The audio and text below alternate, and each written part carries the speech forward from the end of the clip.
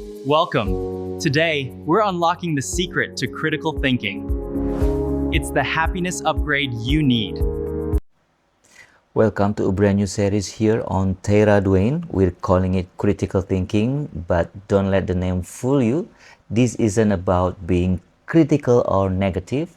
It's about upgrading the software in your head so you can live with more clarity, more purpose, and most importantly, more happiness.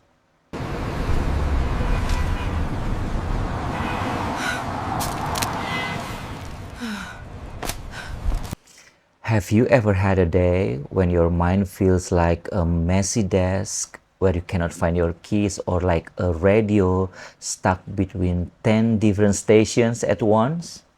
We call that stress, but in neuroscience, we often see it as a failure in the prefrontal cortex to manage the drama coming from the amygdala. In this very first episode, I want to talk about the most human things you can do to find your zen. No, it's not a new breathing technique, it's reasoning. Because believe it or not, better logic leads to less emotional chaos. Let's get rational. Most of the time, we're just thinking. Thoughts drift in like uninvited guests at a party. I'm tired. That email was rude. I wonder if dolphins have midlife crisis. And that's all passive. But reasoning, that's active. It's what we call inference. Inference is the bridge between two thoughts. It's moving from point A to point B because A actually justifies B. You can see on the screen two examples.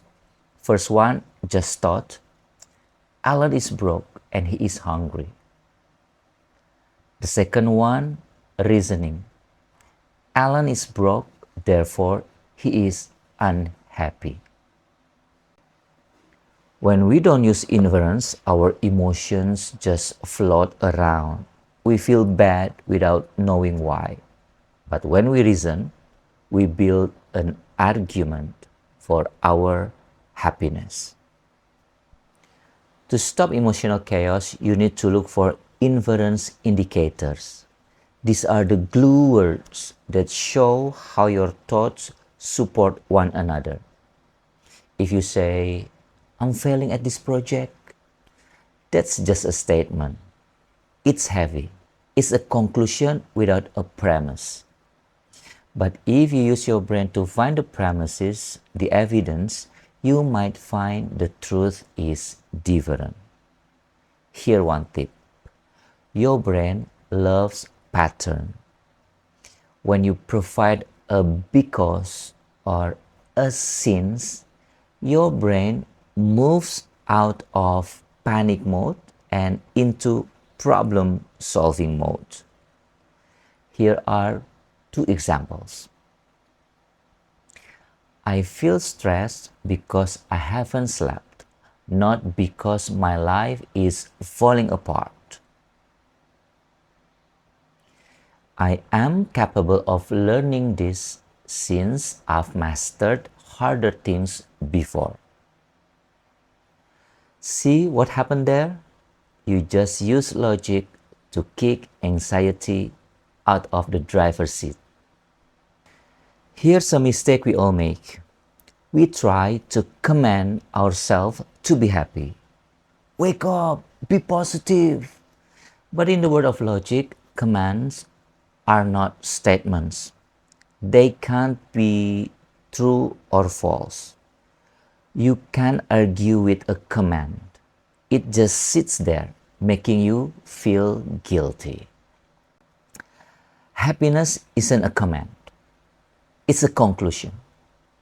If you want the conclusion of I am happy, you need to build the premises for it. Premise 1. I am surrounded by people I love. Premise 2. I am learning something new every day. And the conclusion is Therefore, I have a foundation for joy. So, whether you're a Gen Z navigating social media or a boomer repairing a carburetor, reasoning is the fundamental characteristic of being human. It's what separates us from being a passive observer of our own lives. This is just the beginning of our critical thinking series.